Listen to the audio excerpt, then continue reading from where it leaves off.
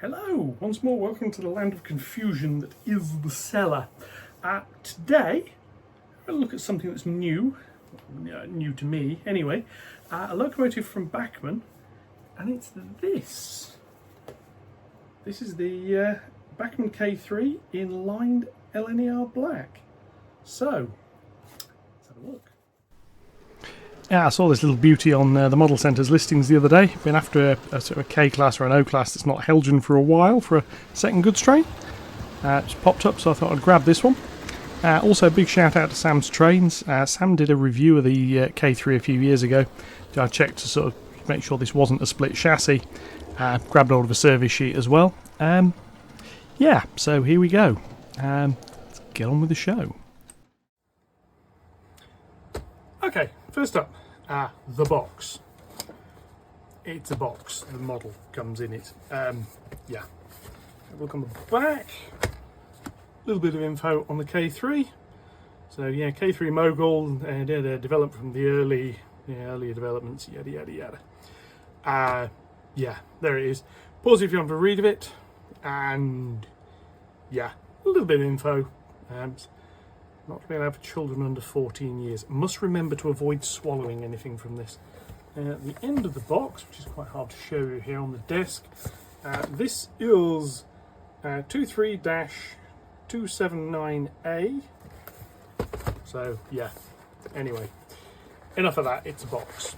You've seen boxes before. So, take them out of the box. There is a TMC leaflet, because that's where this came from. No affiliation, just a happy customer again. We have the ice cube bit inside it with Bachmann Collectors Club. No service sheet with this one. I took the liberty of printing one. So we have ice cube packaging and disclaimer, she's been this far out of the box before. I've not gone any further than this. So yes, this was £100 second hand on TMC. Came up earlier in the week, and there we go. So we have a small piece of whatever that is, a little accessory bag taped in. Let's have a look, which looks like some pipes, steps, yeah, a few little bits and pieces. Hopefully the service sheet will tell me what they are and where they go. Yes, so let's have a little look. Out she comes. First off, the tender. Now this is as per I noted on Sam's Trains has done a video of this. We have one of the wheels. Ooh, there. Okay, removable coal load. We have an axle not in its position, which I need to fix. Otherwise, we're going to be going nowhere here. Yeah, the had it that back in. Yeah, they'll spin now. Rolling freely, yes. Tender's reasonably heavy. Coupling on the back in one of the little dovetail type NEM pockets, so it's removable. Brake rigging not entirely lined up, but is fitted. I'm going to guess this used to be. Let's see if I've got something I can lever this with. Yes, I'm going to guess this used to be part of the accessory pack. Has at some point somebody has fitted it, so I just need to try and line this back up again with its little holes so it doesn't foul anything. That's that one, and try this one. That's that one. There we go. So yeah, nice finish on it, sort of satiny. Removable coal. I like removable coal. In this case, yeah, there's no electrical contact between this and the locomotive, so all this wonderful space inside isn't really doing anything, but there we go. Steps, handrails that are all, by the look of them, separate wire pieces. Yeah, we'll have a look at that and some more detail in a minute. Remember to try not to keep knocking this brake rigging whenever I pick her up. That's the tender, so that's a little the locomotive herself. Oh god, that's a nice weight. Jesus.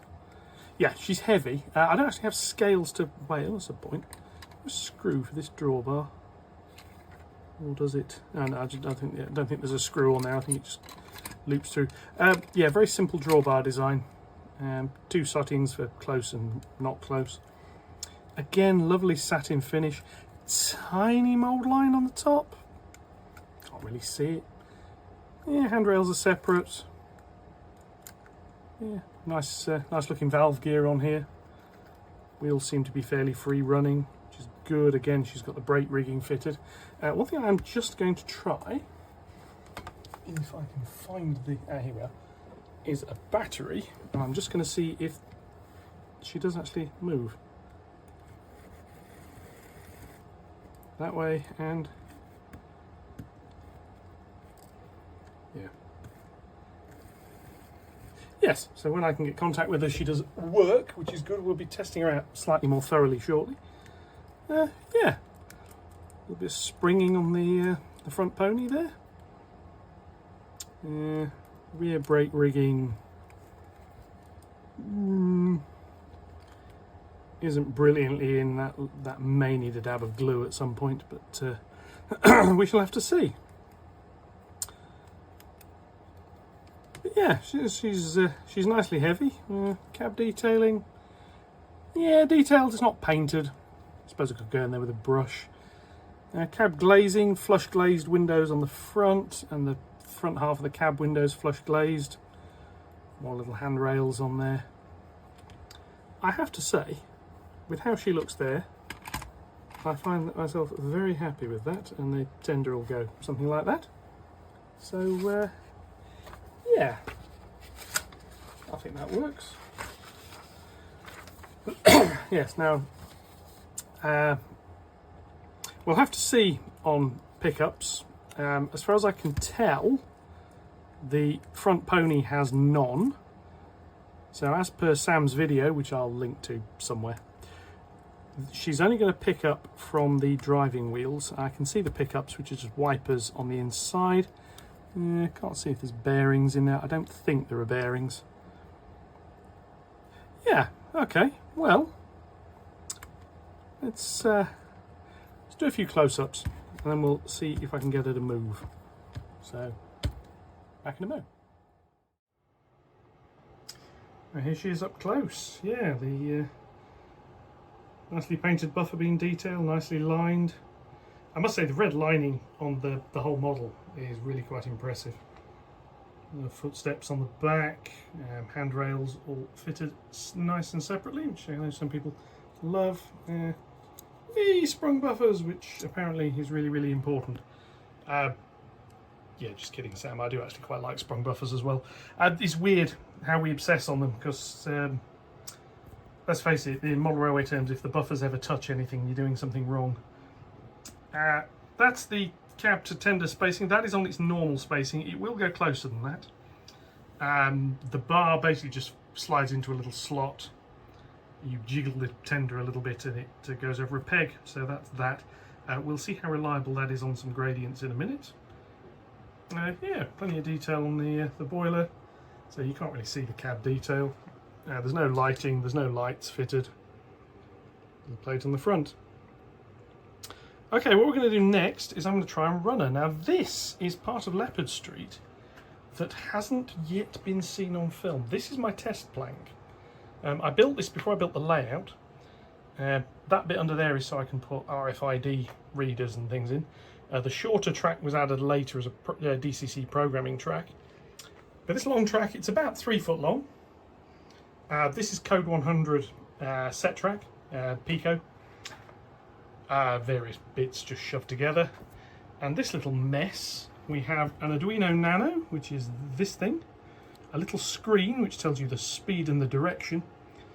2 buttons with an LED for the direction, so I can change the direction. Encoder for the speed, and then a little L, whatever it is, I think 298 or 289N motor controller.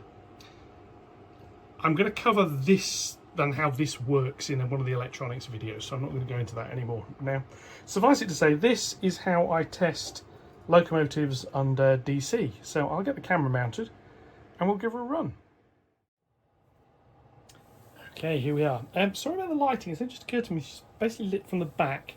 Because she's in line black, she's virtually impossible to see. I don't actually have another light down here at the moment, I'll have to get one. But let's give her a little bit. That's about lowest speed I can get her to go at the moment on DC. And I would say that is a near perfect crawl. That is 7% full power.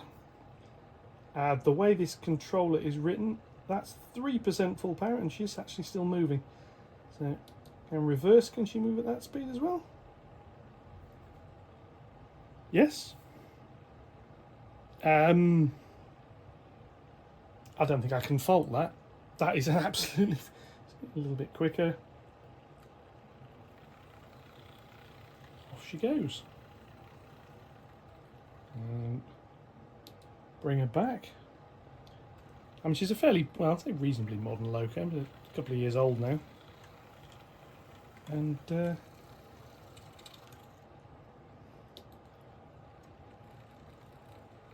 yeah.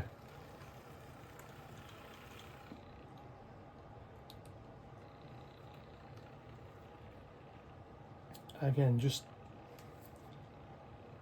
I mean, that is phenomenal as performance goes on DC. The main part of this test was just to say, does she work? I think the answer to that is a very, very firm yes. So what I need to do now, before I can put her on the main layout, is power this plank down. I need to fit a decoder inside her and get that set up. So that's the next thing we're going to go and do. I'll catch you back on the bench in a sec. Right, back at the desk. So, what I need to do, according to the service sheet, there is an 8-pin decoder socket in here. I need to figure out how to get at it. Now, I think, from what I'm looking at, there is a screw at the front, which seems to hold the body in, and there is one at the back, which looks like it holds the drawbar and some part of the body. So I'm going to try and remove those. And hopefully that's enough. So there's a little screw there and a little screw there, which has just fell out. It takes the drawbar. It doesn't take the drawbar out. Right. Does that mean the body comes off now? Drawbar does come out. Does the body come off, or do I have to undo something else? Let's have a look. Body lifts. Body is quite heavy. Right, it's catching on something at the front. So is that a clip or another screw? Let's just try my luck with a little screwdriver at the front. There we are. And that's lifted there. No, not lifted there. So that way, that way, that way. Ah, there we are. Look at that. So we flip over like so. Comes out. The body is heavy. Yeah, something Sam noted. The running plate is die-cast metal, which is where a lot of the weight comes from. There is a big weight. It's going to be interesting. There's a big weight in there. The question is, where do you put the decoder? Is there space? I just need to... Okay, there's a weight and there's some space above that weight, which I'm hoping is enough. This is the decoder I'm going to use. This is a Zemo MX600R. I've used these on a lot of locos so far. In fact, all my locos are Zemo decoders, in fact. Yeah, I don't yet use Railcom, but I want to use Railcom at some point in the future. So as such, I need to sort this out. Now, what I need to do is work out which pin on here is number 1. So I just need to bring my magnifier in so I can see what on earth I'm doing. Right, it's got a little 1 marked in that corner, which is pin number 1, which is good. Put the light back round there again. And pin number 1, I now need to check the little instruction book on the decoder, is the orange wire. So I need to take that blanking plate out. which is going to be a screwdriver, because it's always a screwdriver on these things. Just get in there and just try and prise that out slowly. Don't want to damage anything while I'm doing it. This is the key. Or rather, not damaging anything while I'm doing it is the key. So that's that end. That's that. Obviously, it is much easier to fit a decoder to a locomotive with a socket. So that comes out. So that goes that way. And we take that brown wire out because we don't need that. That goes in there, and then what I need, that's going to have to go up there. I don't like that wire floating bare, so I'm going to see if I've got some captain tape to hand, which I should have, because there used to be a big reel of it down here, funnily enough, specifically for doing this.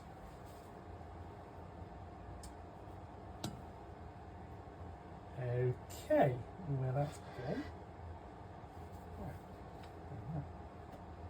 I haven't found that. I found something else I was looking for earlier. Never mind. Right.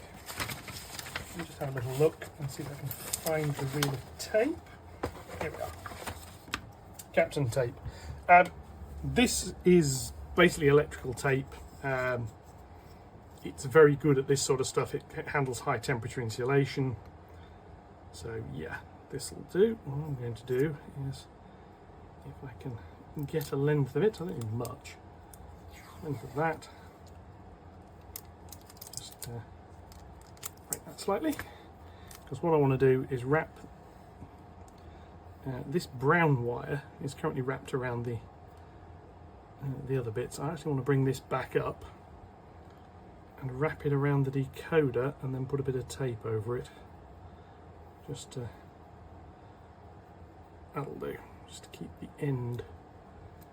I'll just make damn sure that end doesn't ever contact anything. Now that decoder's fairly small. I'm hoping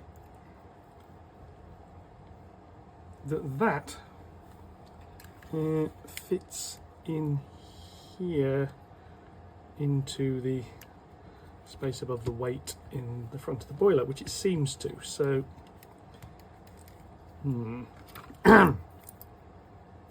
it goes in, it doesn't want to stay there. So, yeah, let's just push that in there a bit. The problem being, of course, I don't want the wires catching on everything else. So I'm going to try and fiddle this back in here and see if I can persuade it to fit. So that's going to require tucking. Yes. It's not as straightforward as some.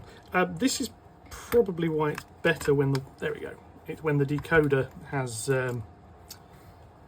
its fittings in the tender, shall we say. Right, that thing goes into there.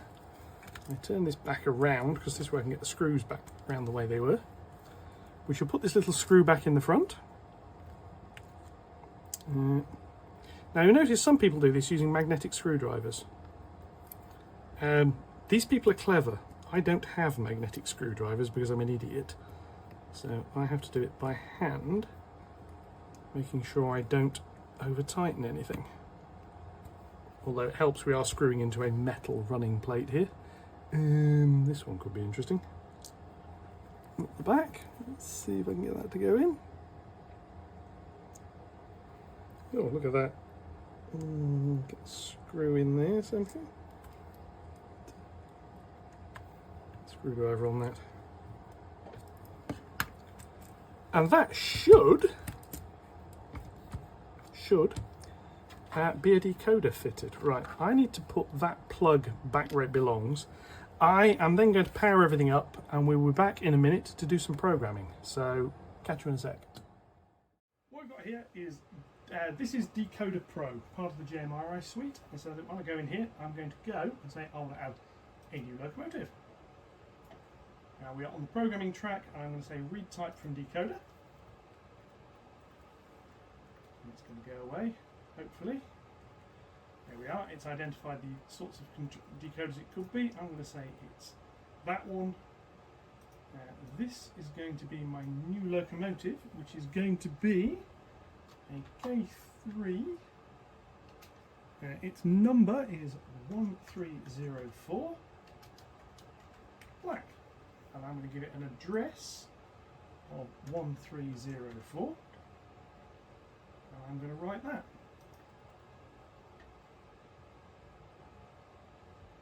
Address, let's decide to take that, okay. 1304, try that. Right, there we are. So that's written the address on that.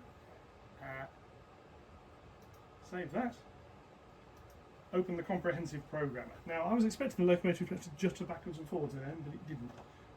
So what we're going to do here is owner Dale, yes, that's me. If for those of you who didn't know, yes, that is me. I've got the number in here, 279 Alpha. And if you've not used Decoder Pro before, this is actually rather useful. So you can come into here, and this basically does everything you want. So basic, so I've got the long address, which we already know we're doing. Loco direction normal, power source conversion, I set to digital only. So that there, right changes on the sheet, so that goes in. That will stop the loco running on DC mode, but helps with other things. Acceleration rate, that I tend to go for. It's actually best still here. Let's just read this sheet. So it'll go away, and this is telling me what we've got in here. So the motor, yeah, normal DC and cordless. So acceleration rate tends to be 2 and 1. I tend to put those up a little bit because I like locomotives to run a little bit differently. So we'll do that. I'm not changing any of the other bits. Basic speed control, I'm not really bothered about. Speed table, I want this one here, and I want, not that one, not that one, margins, straight. There is a way, see that's not the one I want. I'll leave it at that for now. There is a way of doing this, so you can, I just put a gentle curve in there. I'm just going to leave it as it is. So firstly, if I just see what we've got to start with. So this is going to go in. I suspect this may be a curve to start with. Yes, it is, and this is actually the curve I want. This is the curve I used with my Q6, which behaves exactly the way I want this one to. So what we have is a curve, so at low speed we have a bit more control, which is down here, and at high speed, effectively what we're saying is the difference between speed 4 and speed 7 should be quite minimal.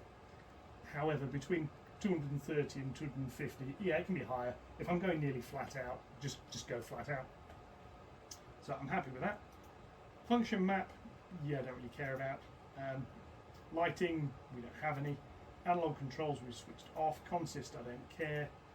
Advanced, not using. Sound, we don't have any sound.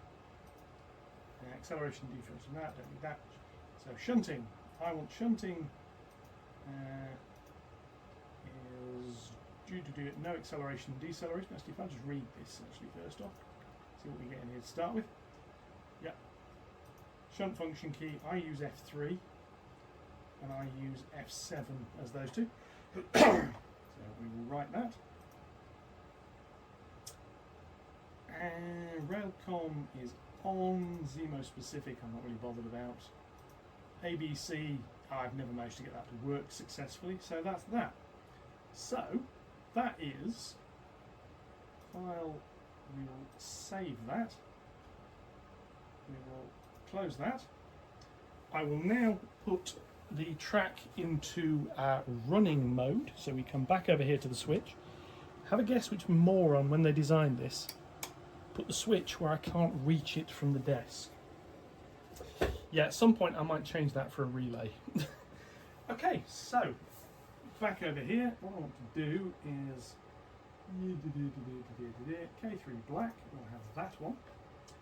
I'm going to say alt throttle because I want to drive this thing. And I'm just going to check whether There we are, she moves. She moves backwards. It stops. Let's go with a very low speed step here. Try the crawl. That's speed step 1. In fact, if anything, that's slightly faster than she was doing it on DC. Speed up a little bit, slow back down again. Well, the next thing I need to do is do a little bit more testing. So I am going to switch back into Panel Pro to give me full control of the layout, and we're going to do some tests. I'll catch you in a sec. Okay, we're back in handheld mode. So the first thing I need to do is bring her forwards. Now, with the recent work I've been doing, Leopard Street's quite full, so she's going to come forwards to over here, back over the point work, back out onto the main line, and she can then have a run. So, let me tell her to come forwards. So bring that there a little bit. Off we go. I'm just going to hover my mouse over the panic button as we run onto the layout proper. The first attempt at running over some points, which she's doing without any problems whatsoever. I've got to say I'm really pleased with the performance of this. So I shall change those points, reverse, and we shall come back. This one's not sound fitted, so excuse me. Toot toot, chuff chuff chuff chuff. Yeah, anyway, sound effects. Rumble backwards here.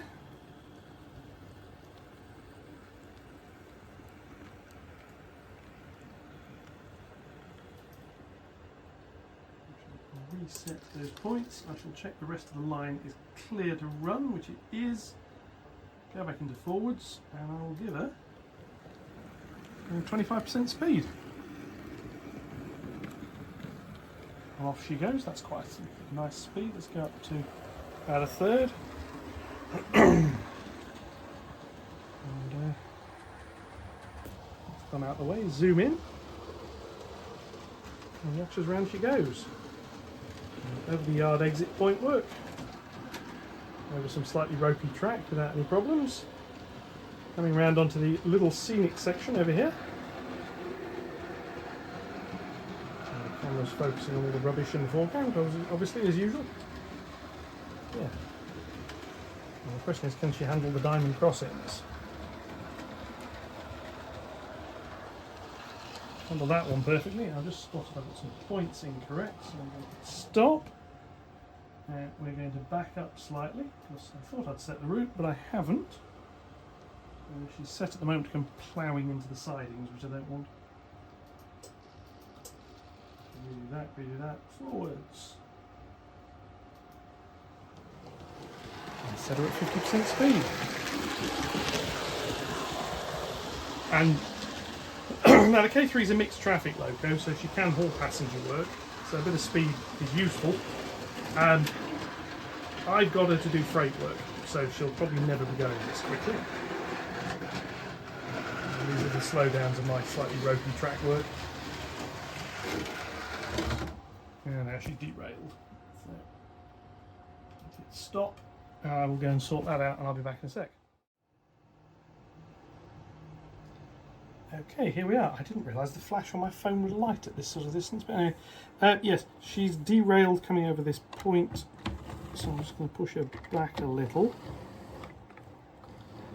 Move her forwards so you can feel any problems there. Yeah. Track's got a little bit of a gap there, insulating joiners, so it probably would have. Okay, I'm going to try and drive again. I'm back in a sec.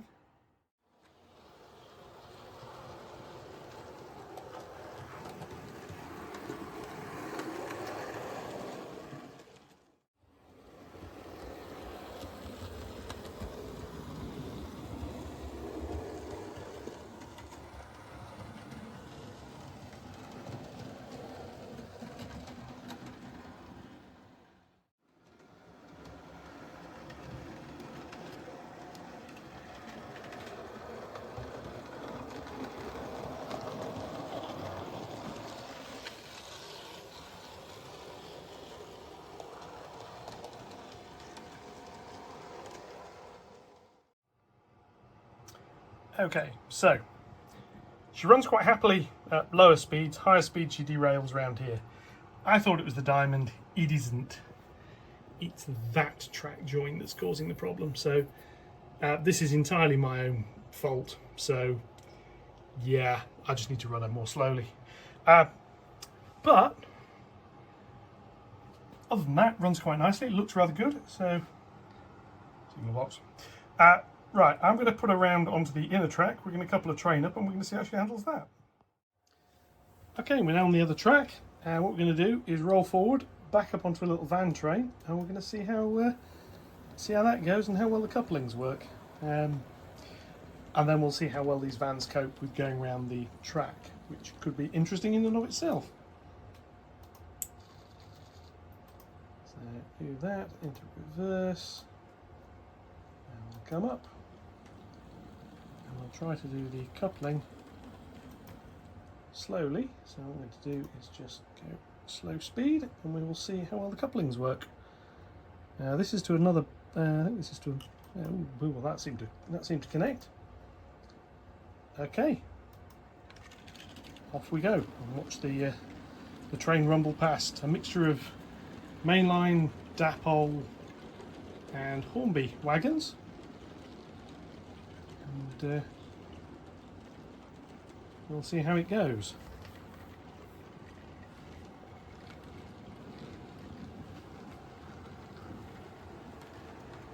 Okay, so far she's coping. That's actually the steepest gradient on the layout. It's also an 18-inch curve. It was supposed to be a 1 in 50. It's closer to about a 1 in 25, 1 in 30. Oop. And we have stalled. With a gentle push, and off we go.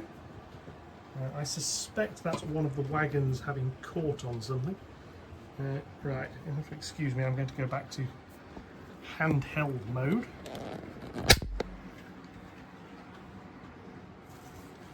As we rumble around, we should be able to cope with this downhill. I'm going to set the speed slightly higher in a minute. I just want to run around slowly first.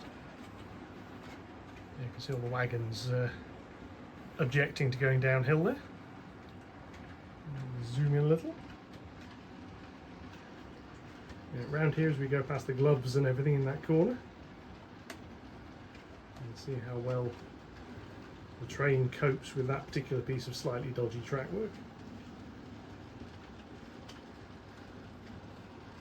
Yes, just a hint, when you're laying track, take a bit more care with it than I did in some places. Okay, let's add a little bit more juice and get up to a sort of what I think is probably going to be an operating speed for this sort of train.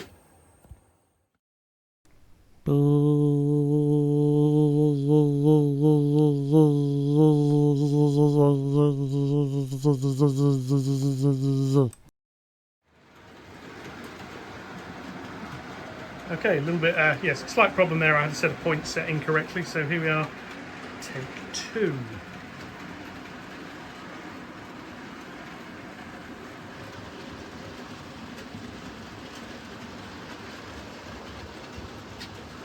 Yeah, this is probably a slightly more realistic speed that I'll be running at.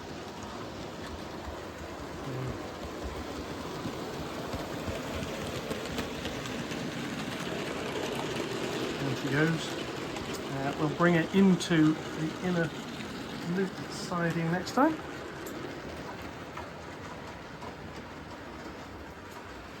Just changing the points again in the background.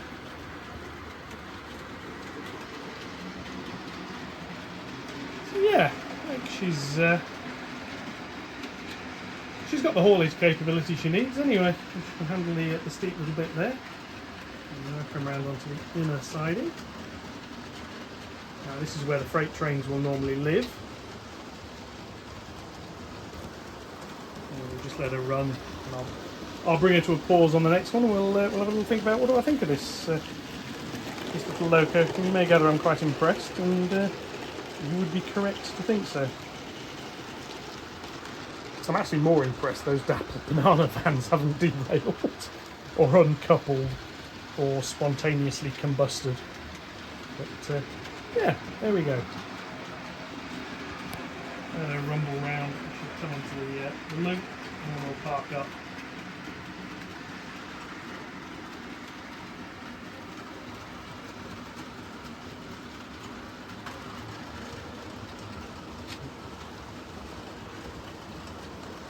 Something's derailed, I can hear it.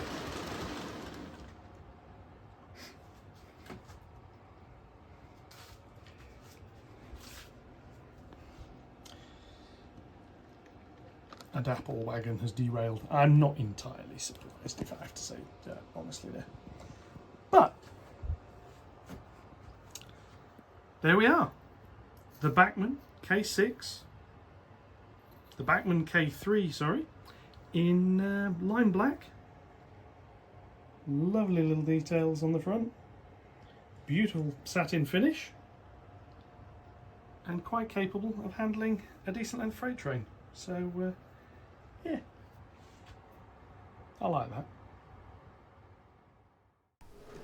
So yes, very, very happy with the model. Less so with the wagons. There's a Troublesome Trucks video coming up in the near future.